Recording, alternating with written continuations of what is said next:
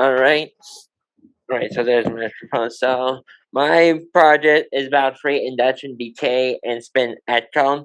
But before we get into the free induction decay, we first need to know what NMR is, or right, nuclear magnetic resonance. And that's when you have a molecule in the magnetic field, then the nuclide starts acting like magnets, and because of the magnetism, it may start like having a spin and producing frequency. It's this frequency that produces a signal that you sometimes see right in organic chemistry, where you are able to use NMR to determine a component in a molecule. As for free induction decay, it's when you have the loss of that magnetism due to the loss of spin. And there's a couple reasons why you lose spin, and one reason is because of relaxation. There's a couple kinds of relaxation, but there's a couple equations that I'll get to later. But then you also have inhomogeneous effects, and to compensate for the inhomogeneous effects, then you need to have like a spin echo, which is a pulse that strengthens the magnetism by increasing the spin. So here's an example of a block sphere, which is pretty much a geometric representation of magnetism and spin, where you have like this vector, magnetization vector. And for this project, I'm focused on trying to see how many molecules in a system, or what we call an ensemble, and how that affects the speed and spin of the graph. So, okay, so we have the first movie. Oh, just trying to figure this out. Right there, and you.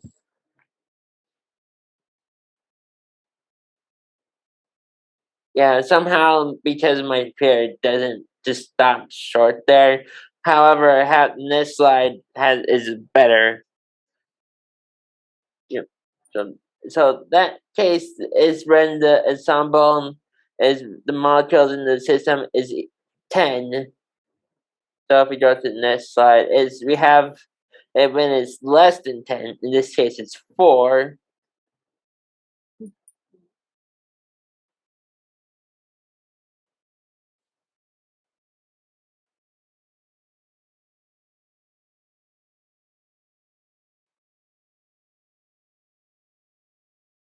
You know, as you see, is going back the other direction there. So let's do it again here. So when it goes down, then that's the first pulse, or the 90-degree pulse. There, and now we're going to do the 180-degree pulse, which is pretty much going the other direction. But then about here is when we have the spin electron, which sort of reverses the direction and strength. And it goes back the other way. And as you notice, is actually getting larger there. Before, it's like the magnitude was getting smaller, and that's because of free induction decay. But with the spin echo, you have that magnetization that's becoming stronger.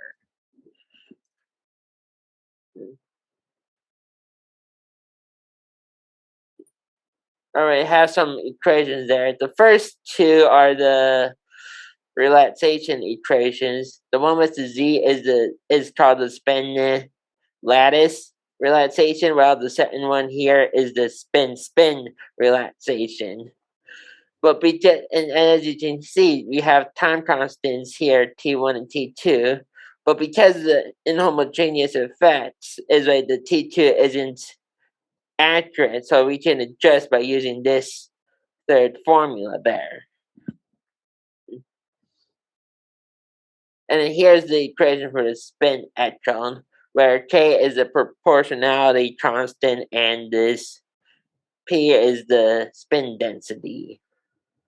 Whereas the TE is the time of echo, whereas the TR is the reflection time. And then you have like to find the spin densities in the in the matrix. You have the it's a function in terms of time, and you find the derivative by taking using like doing some multiplication with the elements in the spin density matrix. And the omega Rabi is the pulse area. So when you apply the pulses, then you apply there, and then to determine the pulses, there you have like some initial value plus another value times the 2 pi times the time of the Rabi time, and a couple other equations to help determine the premise to help graph the models. And here's to find the spin in certain directions based on the number of based on the probability density, or right, the number in the ensemble. As you can tell, the x here, the sh is the real component, while the sy is the imaginary component because of the I in the denominator. And then the sz is pretty much using the diagonal of the matrix, since it should be a square matrix. And ST here is the average spin over the number of molecules in the ensemble.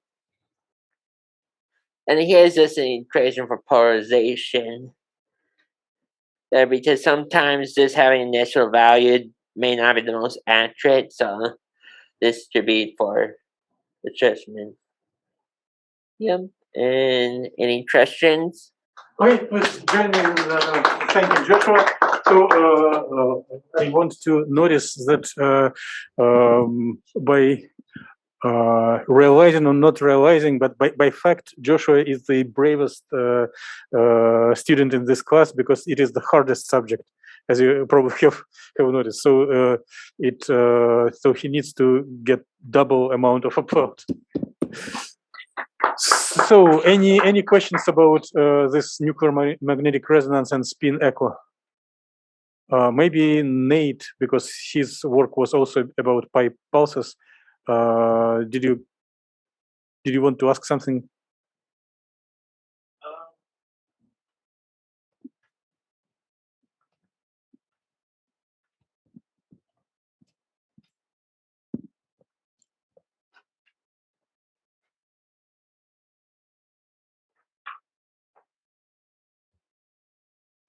Think of questions. Like you can make analogy with your work and ask how his results would respond if you change delay between pulses. Okay. So just go ahead and ask. Yeah. So was the time constant between these pulses? How would the time change affected? All right. The time change. So. Okay, just trying to figure this out. So here's the time constant. So if you have like a greater time constant there, then that means that you have a lower. Increasing time constant means that you have a smaller fraction, since the time constant is in the denominator there. So it will make the first here this thing smaller, because here is like you're making this smaller, therefore also making this a little smaller there. So here, and because it's negative there, so I think Sorry. It's just multiplication there, bud. Should.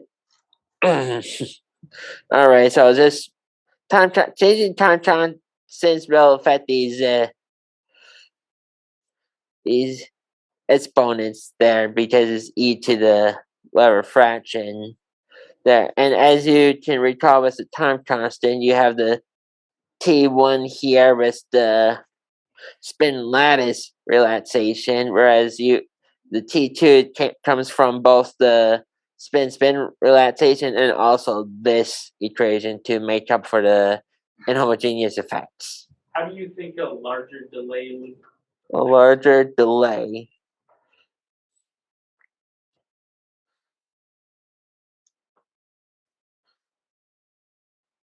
Okay, so T1, T2 are constants, but by increasing the delay, you also sorry. Alright. Alright. Okay, so I think you by increasing the time delay, I think you increase the TR and the TE there. Is it gonna be smaller? Yeah. I think it would be okay, so so this would increase making this term increase as well, and therefore making this part in the parentheses smaller. And by increasing this, you make this smaller as well. Because both of them are smaller, you'll make the spin extra smaller. Okay. Okay, is that what you're trying to ask? All right. Oh, more. Oh, yes. You are getting popular. So Adam was first. We should get for the next year for this class. We should get flying cubes as in big audiences. Throw the microphone. Can you go back to the slide where you talk about how you the temperature, the one where you define T2 star? Oh, this Yeah, one? Yeah. So what did you did you say that we didn't use T1? I mean, the T1 there, I think. Oh, wait. Throw the cube back or just press it here. Yeah. If your question is more component, maybe you guys need to stay nearby. Yeah, so I think T1 has something to do with the spin lattice relaxation, and because the Z is longitudinal or along the Z axis, whereas the T2 has something to do with the spin relaxation or the spin on the XY plane. There, and with the bottom one with the here is because the normal here's you have a regular T2 constant from this equation, but then this one is from the result of the inhomogeneous effects, and then the T2 star is the pretty much the modified time constants. Answer. David also wanted to check some a brief answer to Adam. Just a second. The equations with m sub z mxy, it is a reference point derived theoretically, and the later segment of equations that Joshua is presenting is the explanation how his simulations were done. So we are designing plan for next years, maybe to show this spin equal trajectories for both predicted theoretically and computed computationally. Okay. So in the next equation, Was the next equation? So that's what. are you using T2 or are you using T2 star here? I think in this case we're using the T2 star, but I think we use T2 just assuming that they're.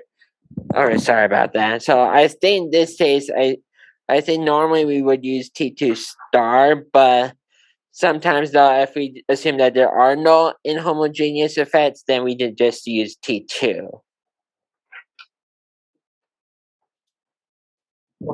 Yeah. So the reference point equations model inhomogeneity by parameters by one constant, and in simulation Joshua was explicitly modeling inhomogeneity by average over explicit ensemble. Yep.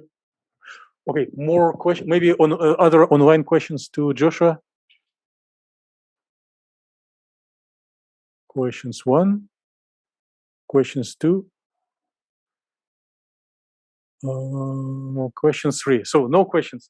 So then let's thank Joshua.